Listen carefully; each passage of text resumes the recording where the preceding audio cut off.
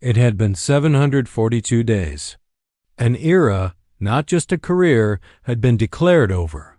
The doctors used words like impossible and permanent.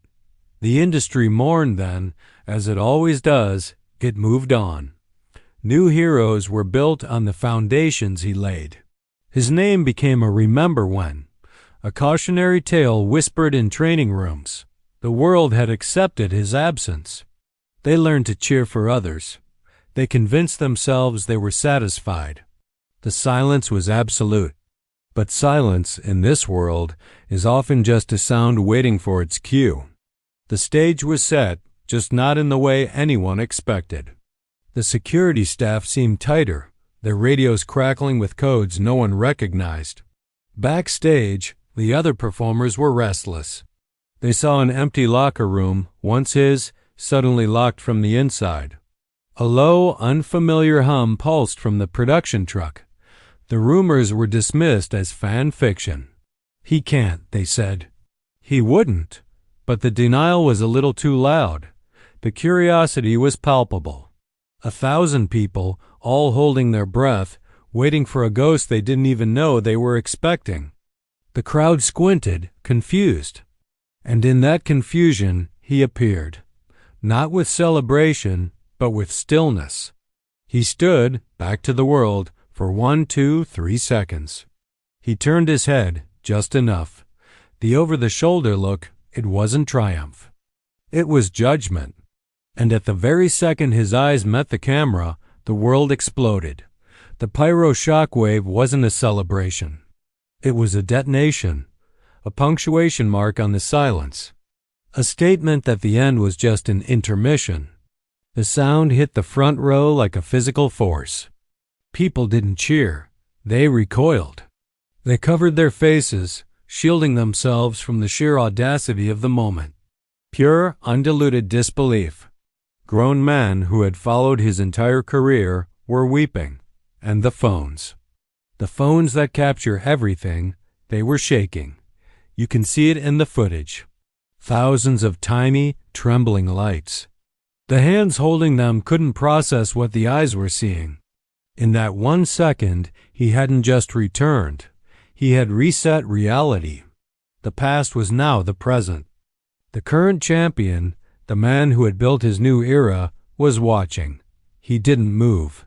He just stared as his entire legacy, his championship reign, his story was suddenly made secondary. He was no longer the protagonist.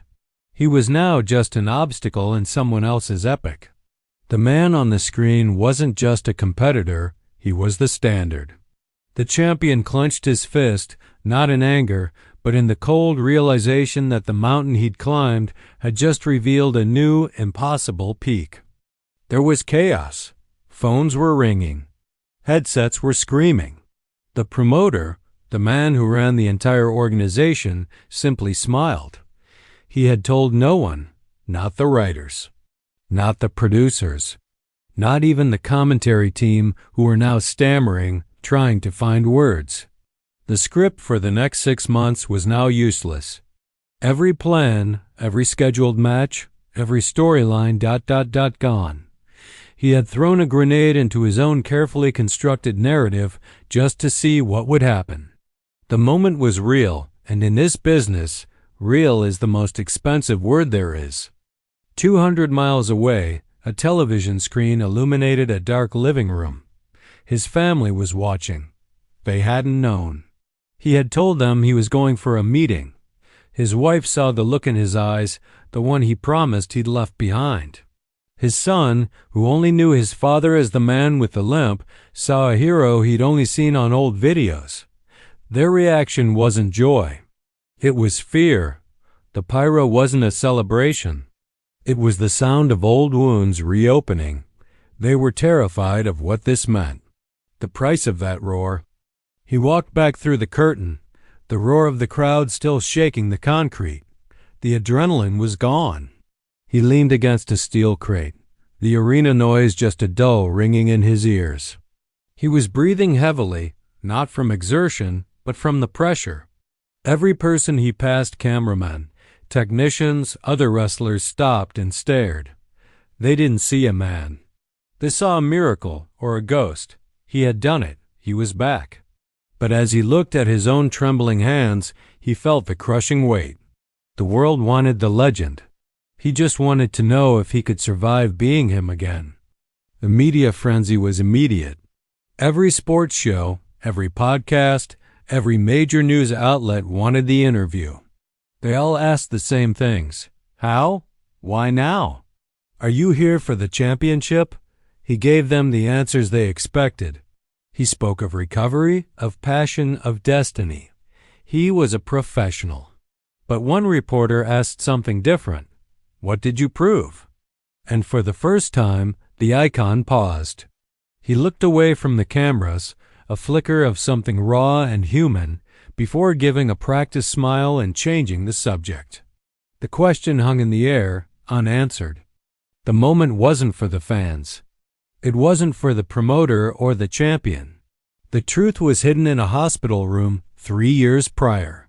A promise made to a child in the bed next to his own, a fellow patient facing an impossible recovery. If you fight, he had whispered, I'll fight.